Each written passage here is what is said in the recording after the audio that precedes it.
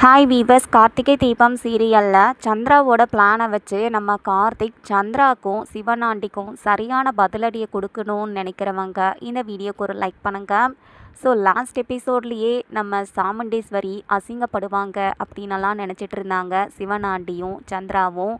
சரியான சமயத்தில் நம்ம கார்த்திக் 5 கோடி ரூபாய் பணத்தை எடுத்துகிட்டு வந்து தொழிலாட்கள் எல்லாருக்குமே போனஸை கொடுக்க வச்சுட்டாரு. தன்னோட மானத்தை கார்த்திக் காப்பாற்றிட்டாருன்னு சாமுண்டீஸ்வரியும் ரொம்பவே சந்தோஷப்பட்டுட்டு இருக்கும்போது எப்படி இந்த டிரைவருக்கு இவ்வளோ பணம் வந்திருக்கும் அப்படின்னு பிரச்சனையை கலப்ப பார்த்தாங்க. அந்த ஒரு இடத்துலையும் நம்ம கார்த்திக் ரொம்பவே கிளவராக செயல்பட்டு அவரோட அம்மா வாங்கி வச்ச இடத்த விற்க போகிறதா சொல்லி நம்ம சாமுண்டீஸ்வரியையும் நம்ப வச்சுட்டாரு. இதனால் சந்திரா அந்த இடத்துல ரொம்பவே அசிங்கப்பட்டுட்டாங்க.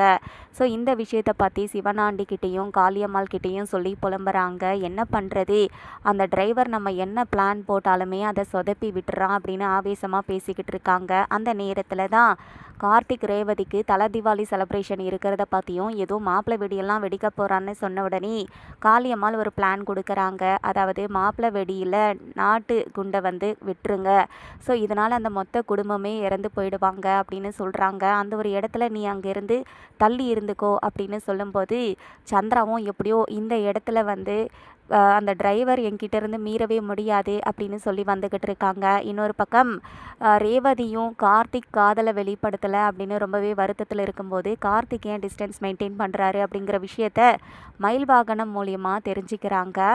ஸோ இப்போது தீபாவளி செலிப்ரேஷன் ஒரு பக்கம் ரொம்பவே நல்லா நடக்க போகுது. ஆனால் சந்திரா ஏதாவது பிளான் பண்ணி இதை கெடுக்கணும்னு நினைப்பாங்கன்னு மயில் வாகனமும் கார்த்திக்கும் ரொம்பவே அலர்ட்டாக இருக்க போகிறாங்க. ஸோ இப்போது சந்திரா போட்டிருக்கிற பிளானை கண்டுபிடிச்சி சந்திராவுக்கு சரியான பதிலடியை நம்ம கார்த்திக் கொடுத்து மாஸ் காட்டணும் அப்படின்னு தான் ஃபேன்ஸ் எல்லாம் எதிர்பார்க்குறாங்க. தேங்க்ஸ் ஃபார் வாட்சிங்.